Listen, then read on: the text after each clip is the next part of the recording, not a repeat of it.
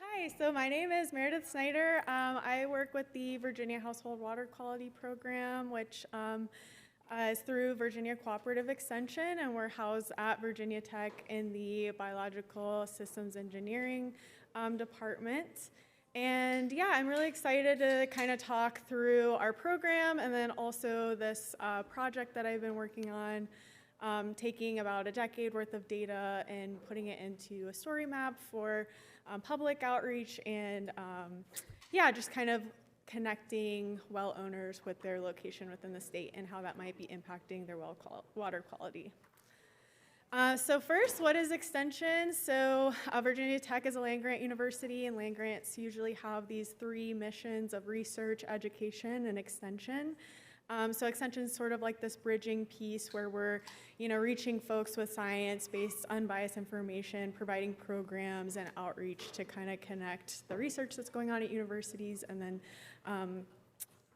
to any problems that they may need or have through different programs. And that's done through county offices throughout the state. And program areas include things like 4-H, if you're familiar with that. And then our program is one of those programs as well. So private water supplies in Virginia, we have about 20% of people on private wells or using springs or cisterns for their water supply. And like mentioned earlier today, homeowners are responsible for any aspect of management of that system, and they typically, there's a lack of knowledge, I guess, that they are responsible for effectively managing and maintaining things, and usually don't start addressing things until a problem arises. And you can see in the maps that up in the top is kind of where the DC area is, so it's not just, rural places. A lot of folks near cities also are on wells in Virginia. So our program, Virginia Household Water Quality Program, we offer drinking water clinics throughout the entire state, and we do this through working through the different extension offices, so we're able to reach over 70 counties annually, which is pretty great. And so how this happens is we pass out kits to different agents through packing coolers with all of the test kits with the bottles that the homeowners will need, as well as a questionnaire. And we're able to test for 28 different parameters. The homeowners collect their samples themselves, and then we coordinate with the extension agent to bring it back to Virginia Tech and test. And then once all of the samples are tested, we generate reports with the results, and then we also help folks with interpreting those results and then trying to come up with different solutions for solving any sort of problems that they might not know about. Oh, and I'll mention that we have a lab at Virginia Tech, the Water Quality Lab, and the Biological Systems Engineering that will run some of those samples, and we also partner. So actually, since I made this presentation, it's now switched to the mining department runs the ICP-MS for all the metals. Oh, kind of having issues with there we go. So just kind of a peek at our data for the system characteristics that we're seeing. So primarily people that test with us are on wells. Drilled wells is the most common category, but we also see a few people on springs and cisterns. Our average well age is about 28 years old, which actually is before, I believe, VDH started requiring regulations for the construction of wells or changed those. And typically, participants that are testing with us have never tested before. About 67% have never tested or only tested once, and sometimes that once is like a bacteria sample when a well was first constructed. And typically, people are not treating. There's 40% of people don't have any sort of treatment, and if they are, it's targeting aesthetic contaminants like having a water softener or iron removal system.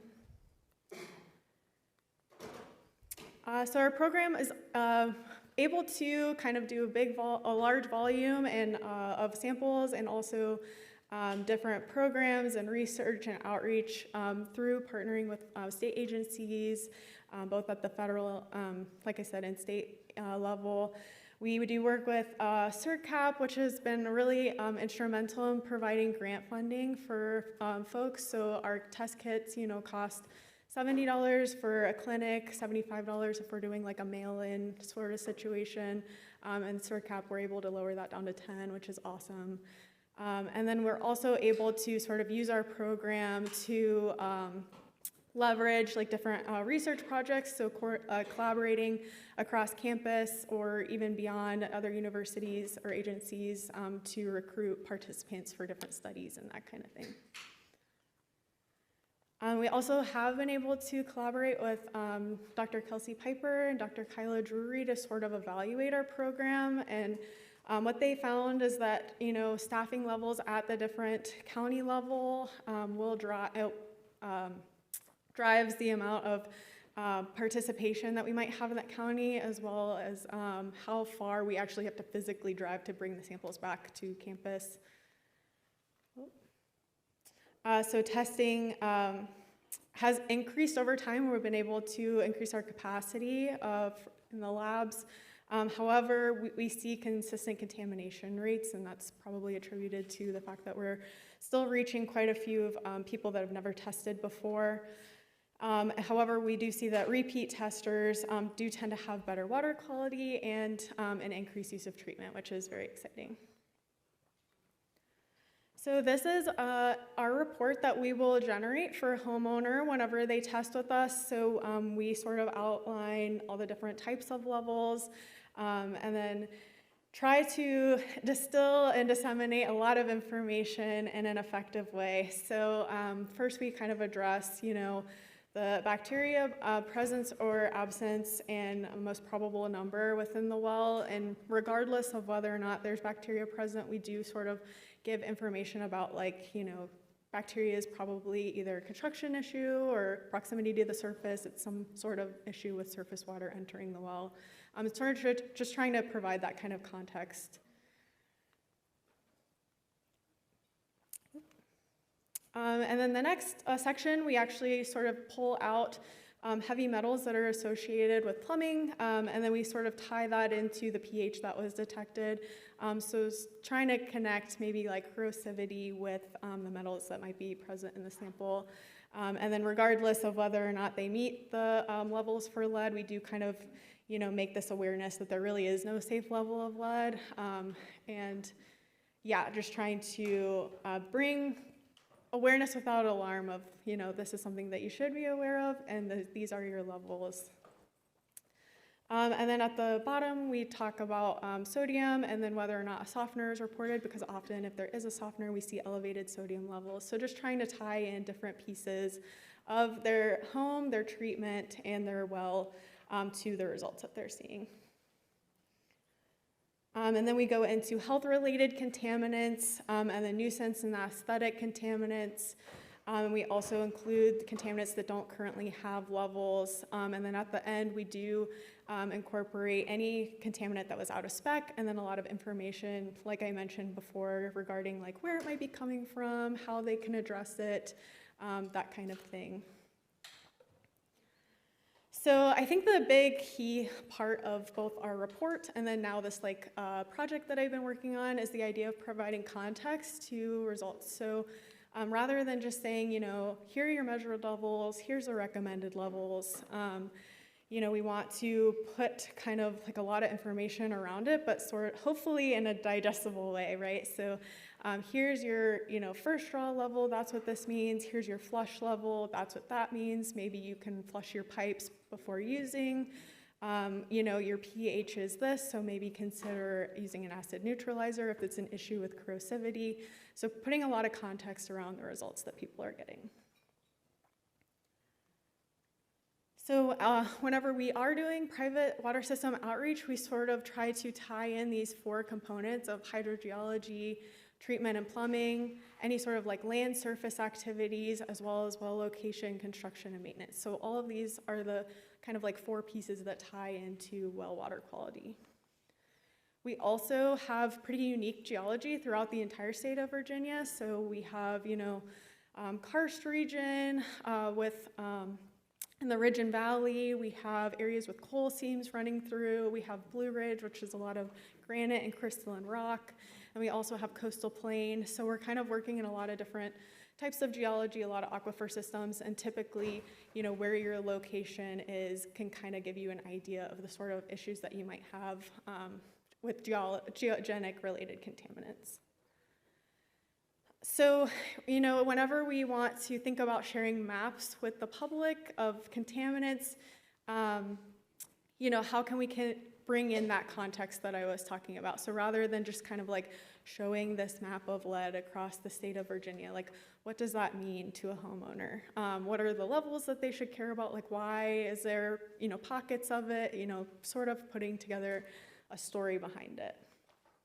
So like I said, the context that might be missing is that, corrosive water might be related to the geology. You need to consider your home age and plumbing components. In the state of Virginia, especially the type and the depth of well can influence the corrosivity of the water, what levels they need to be concerned about, and then sort of giving them a solution, right? That there are treatment options and considerations for what you might need to do if it's a concern in your well.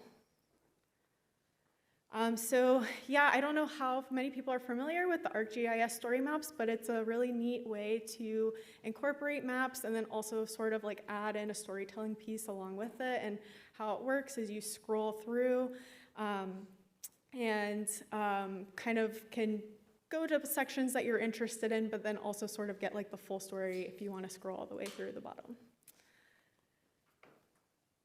So the data that we use for this initiative is a decade from 2014 to 2024. One major caveat with this data is that it is household water collected by homeowners, so it's influenced by well construction, maintenance, plumbing materials, and treatment. It's not like true groundwater representation. And then we selected contaminants that we thought were health-related or of interest to the public, and then we only pulled out samples that were from wells, and we were able to represent all counties except for Buchanan County just because we tend to have lower program participation there.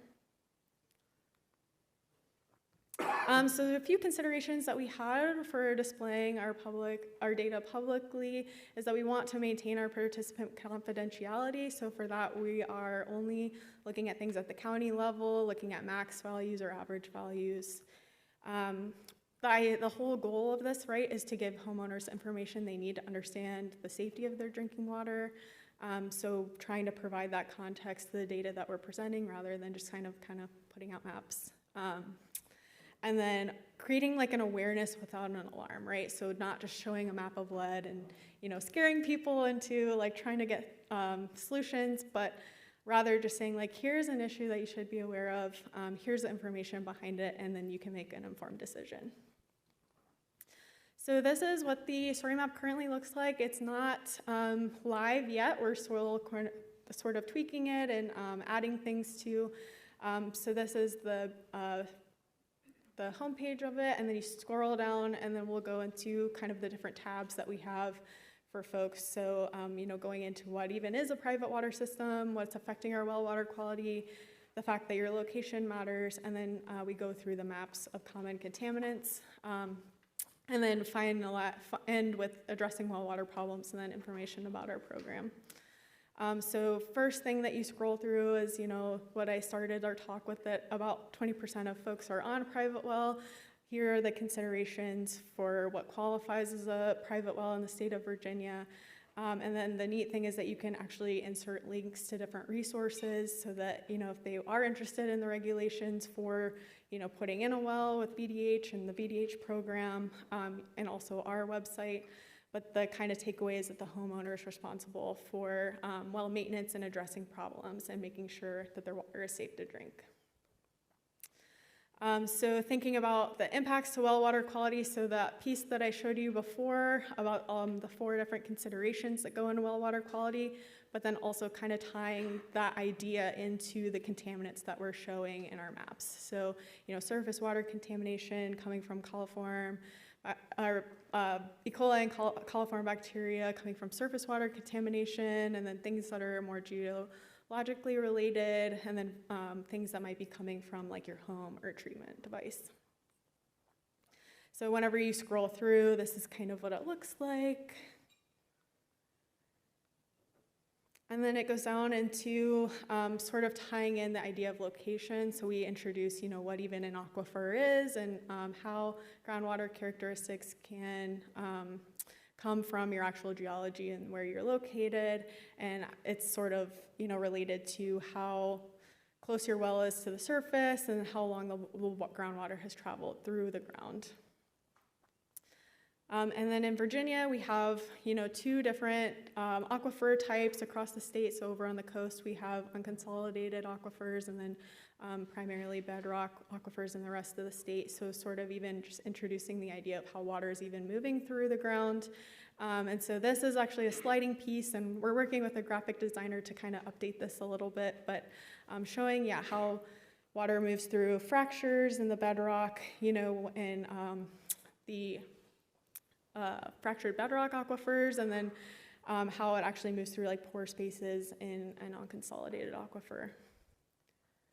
And then we start to go into the provinces to start tying in, the actual geology of the area to where people are located. So this is where the map sort of piece starts to come in.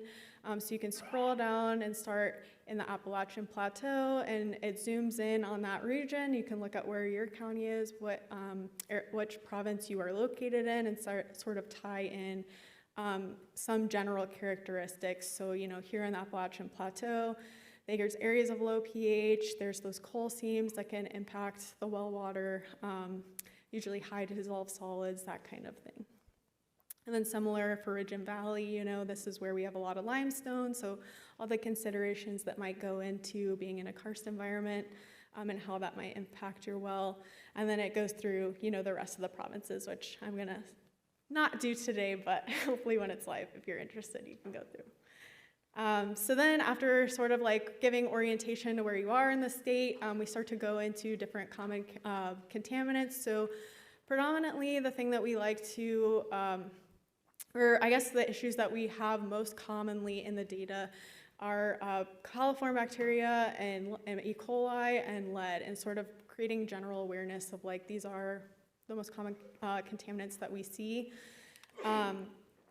And then jumping into the different contaminant maps, actually, and sort of giving that caveat that this is homeowner collected data of household water. It's not truly groundwater, and that, we're presenting the data at these averages or max values, but really, your well is specific to your water, so you should probably get your well water tested if it's a concern.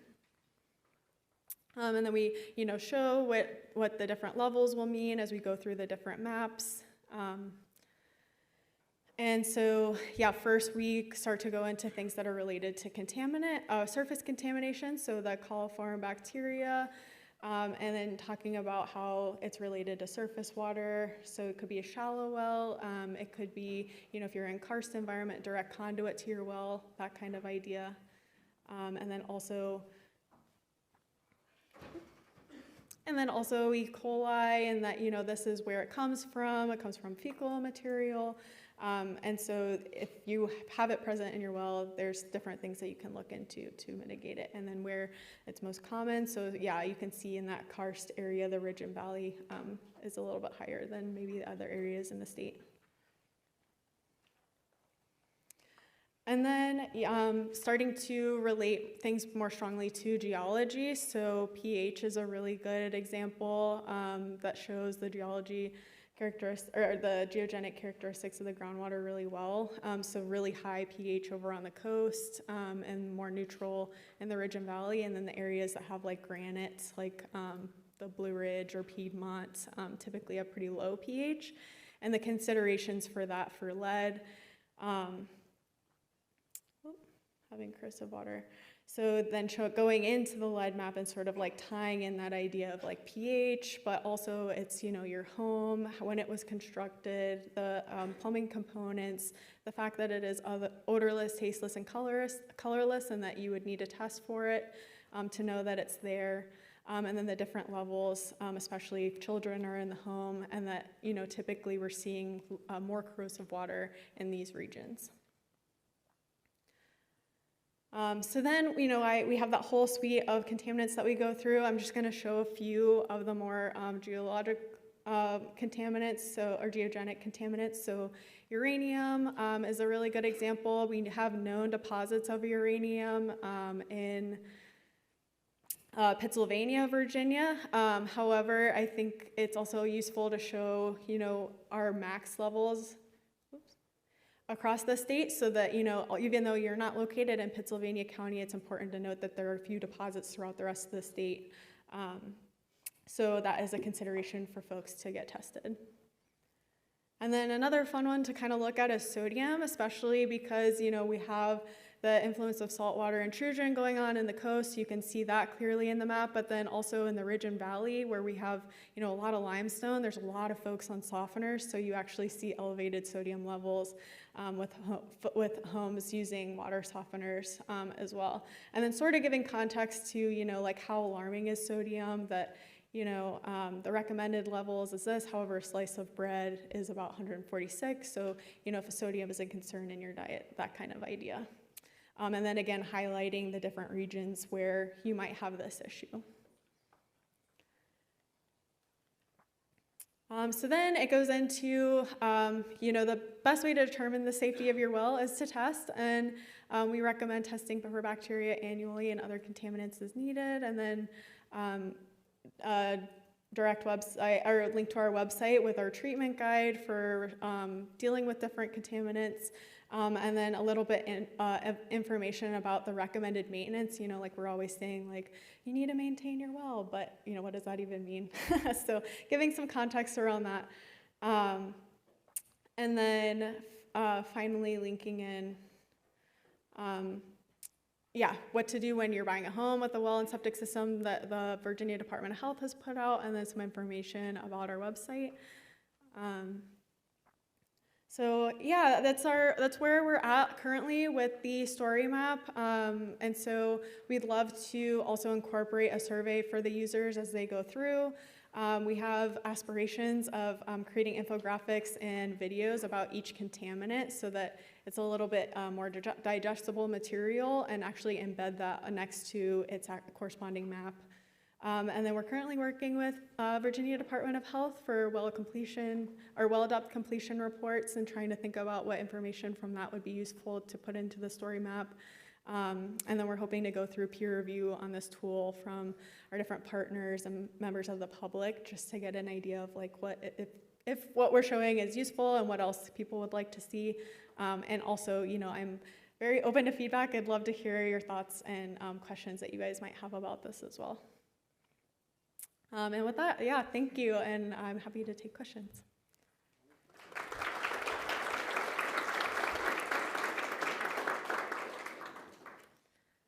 Okay, so will the map list funding sources for well owners looking for financial support? Yeah, that's a good point. That's something that we haven't considered, but I think that is a good idea. And typically, if people express support, we try to link them with people that we know can offer, with CERCAP specifically, yep. So, great presentation. What platforms do you use for your database and generating reports? Yeah, so we store all of our data in ArcGIS. So, we get different files from different labs, and then we also, manually input all questionnaire data that we actually give the homeowner to fill out. And then ArcGIS is a really easy way to kind of like combine all of those into an already formatted report. And then there's actually a way to, because we're inputting everybody's email, you can automatically set up an email outline and adjust as needed, and then press a button and it sends out the report to everyone, which is pretty exciting. That's all pretty new for our program, and has made a huge difference. I'm still pretty new. I started in June last year, but that has been implemented since I've started, and has been really, really helpful. Will feedback survey for users have an incentive for completion? Yeah, that's a great question, and if you have ideas, I would love to hear them, because how many times do you like enter a website and the first thing that pops up is do this survey, and you're like, no. So I have to think about that, and I think if you have ideas, I'm definitely open to hearing them. We've used pre-water testing as an example. Okay. I would see that as a possibility. Yeah. So Erin's my supervisor, so that's your answer. So what substrate reagent did you guys use for IDEX analysis? Substrate reagents. Oh, color. Okay, yeah. And then if needed, so if it's like tinted yellow, we'll use the Colisure to make sure. Does your office coordinate fund all needed GIS licensing and training? Yes, so we actually have it through our department. So we're with the Biological Systems Engineering department, and we are able to get access to ARC through Virginia Tech. And training, I just watched a lot of YouTube videos, and I did take one class, so that's helpful. How do you envision this being accessed and or distributed? So yeah, it is a link, so we will definitely have it up on our website, and then we haven't talked further about including it on reports and that kind of thing, but I think also sharing it with Virginia Department of Health, who's kind of collaborating on this project as well. Yeah, so that's kind of the plan at the moment. Was it easy to create the ArcGIS story map, or does it require a steep learning curve? So yeah, like I just alluded to, I'm still pretty new to ARC, but I was able to do this pretty easily. I think if you have like a base knowledge of GIS, that really helps, and then you import all of your maps to the ARC online, and then that is how StoryMap puts it into the actual interface. Have you collaborated with well drillers, and what are their thoughts on this? In the report, do you recommend a list of water drillers who can work on fixing some of the issues seen on these wells? So yeah, we do have a few well driller partners in the area, and actually they are the ones that shared a lot of the pictures that we're going to be using on the map, which is really cool. And yeah, so we do have a list of drillers on our website, and sort of funnel people there if they're looking for drillers in their area. So probably continuing to kind of use that flow path that we already have through our website. All right. If you ask whether samples are treated, have you considered separate result summary omitting treated results to show groundwater quality? Yeah, I think that's tricky because it is still we're still having household water samples, so it's still going through people's plumbing and being influenced by the well construction itself too. So yeah, I'm not sure that we could ever truly say, this is groundwater samples. But yeah, I think it would be interesting to at least pull out the treated versus untreated and look at the data that way. Yeah. Great, thanks.